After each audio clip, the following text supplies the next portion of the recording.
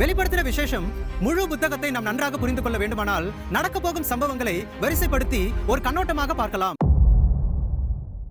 1ஆம் அதிகாரத்தில் அப்போஸ்தலனாகிய யோவான் பத்ம தீவிலே தனிமையாய் இருக்கிறார். அப்பொழுது தேவதூதன் அவருக்கு தரிசனமாகி சீக்கிரத்தில் சம்பவிக்க வேண்டியவைகளை அவருக்கு காண்பிக்கிறார். இயேசுவின் மார்பில் சாய்ந்திருந்த அதே யோவான் ஆவிக்குள்ளான போது இயேசுவை கண்டு செத்தவனை போல அவருடைய பாதத்தில் விழுகிறார். பின்னர் சம்பவிக்க போகிறவைகளை உணர்த்துவதற்காக 7 பொன் குத்து விளக்குகள், 7 நட்சத்திரங்கள், இவைகள் அனைத்தும் வருங்காலத்தில் என்ன நடக்க போகிறது என்பதை குறிக்கிறது. 2ஆம் அதிகாரம் மற்றும் 3ஆம் அதிகாரத்தில் 7 சபைகளின் நிலைமை, துருக்கியில் இருந்த 40 சபைகளில் 7 சபைகளை இயேசு கிறிஸ்து தெரிந்து கொண்டு அவற்றின் செயல்பாடுகளை குறித்து திருவுளம் பற்றுகிறார். மேலும் இந்த பூமியில் அந்தந்த காலகட்டத்தில் நடப்பவைகளையும் அந்த சபைகளின் நிலைமையை குறித்து அறிக்கையிடுகிறார். பின்பு யோவானை பரலோகத்திற்கு ஏறி வரும்படி தேவதூதன் அழைக்கிறார். அங்கே பரலோகத்தில் நடக்கும் ஆராதனையை யோவான் காண்கிறார். 4ஆம் அதிகாரத்தில் பிதாவாகிய தேவனை ஆராதிக்கிறதையும் 5ஆம் அதிகாரத்தில் ஆட்டுக்குட்டியானவராகிய இயேசு கிறிஸ்துவுக்கு ஆராதனை செலுத்தப்படுகிறதையும், இந்த ஆராதனையை படிப்பதன் மூலம் துதி என்பது ஒரு பாடலாக இருக்கலாம், ஆனால் ஆராதனை என்பது சரணடைதல் என்பதை புரிந்து கொள்ள வேண்டும். மூப்பர்கள்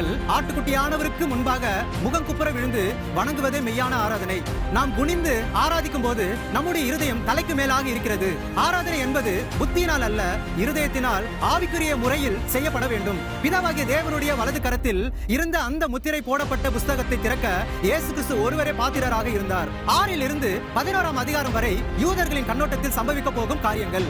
வெளிப்படுத்தின விசேஷத்தை புரிந்து கொள்ள இது ஒரு முக்கியமான திறவுகோல். 12 இருந்து 19ஆம் அதிகாரம் வரை சபையின் கோணத்தில் சம்பவிக்க போகும் காரியங்கள். 12ஆம் அதிகாரத்திலிருந்து 13ஆம் அதிகாரம் வரை சபை எடுத்துக் கொள்ளப்படுதல், கள்ள திருத்துவம், ஒரே உலக அரசாங்கம் மற்றும் ஒரே உலக மதத்தை குறித்து உள்ளது. ஆனால் உலகம் இன்னும் அந்த ஒரே உலக அரசாங்கத்தையும் மதத்தையும் ஏற்றுக்கொள்ள தயாராகவில்லை.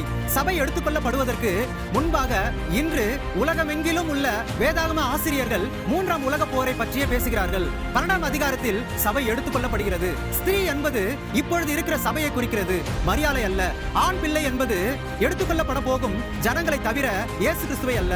சர்ப்பம், அதாவது பிசாசு, சபையை விட எடுத்துக்கொள்ளப்பட காத்திருக்கும் அந்த ஆண் பிள்ளையையே குறிவைக்கிறது. கிறிஸ்துவும் அநேகருடைய பாவங்களை சுமந்து தீர்க்கும்படிக்கு ஒரே தரம் பலியிடப்பட்டு தமக்காக காத்து கொண்டிருக்கிறவர்களுக்கு ரட்சிப்பை அருளும்படி 2ஆம் தரம் பாவம் இல்லாமல் தரிசனமாவார். எபிரேயர் 9:28. இதனுடைய தொடர்ச்சி அடுத்த வீடியோவில் நாம் பார்க்கலாம்.